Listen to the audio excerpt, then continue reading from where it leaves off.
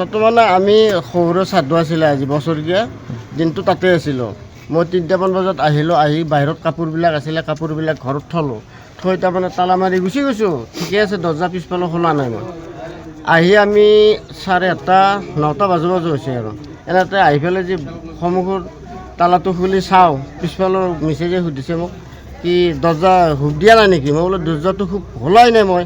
তাৰপিছত যে চাওঁ দৰ্জা খোলা আছে, লাইট চাইট দি যে চাওঁ বস্তুবিলাক চিটিল পিটিল হয়, গড্ৰেজ চুকেজ চব খোলাই আছে, পইচা পাতিও নাই আৰু কি কিনিছে গম পোৱা নাই। বস্তু কি নিছে চোৰে? বৰ্তমান পইচা আছিলে 60,000 টকা, বেয়াৰত সেইটোতো নাই আৰু বাকী কি কি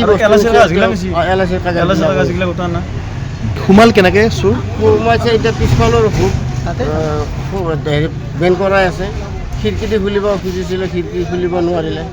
এইখিনি কি ঠাই হয়? এইখিনি পটনি সাজু। বৰ্তমানে আমি শহুৰৰ শ্ৰাদ্ধ আছিলে আজি বছৰীয়া দিনটো তাতে আছিলোঁ। মই 3টামান বজাত আহিলোঁ, আহি বাহিৰত কাপোৰবিলাক আছিলে, কাপোৰবিলাক ঘৰত থলোঁ, থৈ তাৰমানে তালা মাৰি গুচি গৈছোঁ। ঠিকে আছে, দৰ্জা পিছফালে খোলা নাই মই।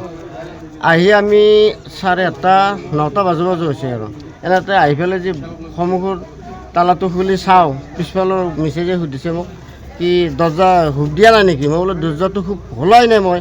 তাৰপিছত যে চাওঁ দৰ্জা খোলা আছে, লাইট চাইট দি যে চাওঁ বস্তুবিলাক চিটিল পিটিল হয়, গড্ৰেজ চুকেজ চব খোলাই আছে, পইচা পাতিও নাই আৰু কি কিনিছে গম পোৱা নাই। বস্তু কি নিছে চোৰে? বৰ্তমান পইচা আছিলে 60,000 টকা, বেয়াৰত সেইটোতো নাই আৰু বাকী কি কি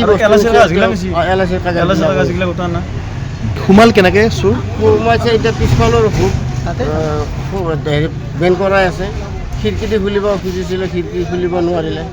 এইখিনি কি ঠাই হয়? এইখিনি পটনি সাজু। যিকোনো খবৰৰ বাবে যোগাযোগ কৰক আমাৰ এই নম্বৰত 9181 307 221।